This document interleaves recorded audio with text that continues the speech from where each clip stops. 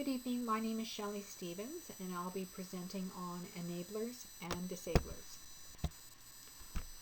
My presentation will cover some definitions. I'll be talking about sound recording and why it succeeded, and hydrogen blimps and why they failed.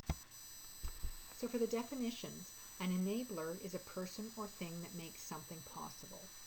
A disabler is a person or thing which disables. And just to clarify, if something is disabled, it's put out of action. So for the enabler, I've chosen sound recording. Thomas Edison is credited with the discovery of the Ediphone, a device that recorded sound waves on wax. His original intention was to use the Ediphone for business dictions, but he soon discovered it could also be used to record music. Edison experimented with the unintended consequence and further developed a sound machine that made cylinder recordings. Eldridge Johnson further developed Edison's idea. He created the Victor Talking Machine Company and developed a less expensive talking machine. The company began recording and selling music. By the 1950s, records offering long play were available. In the 1970s, compact discs were created.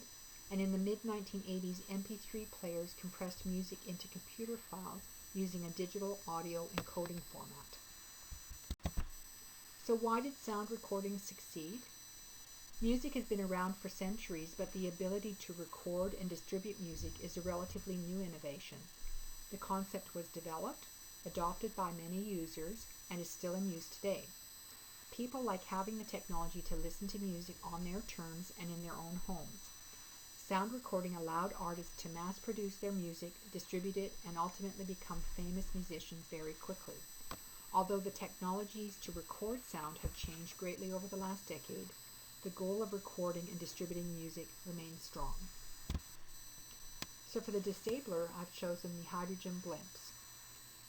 The Hindenburg blimp was designed in 1931. The blimp was filled with hydrogen to make it rise off of the ground. Apparently hydrogen was cheaper, which is why it was chosen, but unfortunately hydrogen is also highly flammable. In 1937, the blimp caught fire and within 36 seconds crashed to the ground. Why did the hydrogen blimp concept fail? The concept was developed, however was not adopted by a large number of users and was never further developed as a mode of transportation. The blimp proved to be unsafe for travel.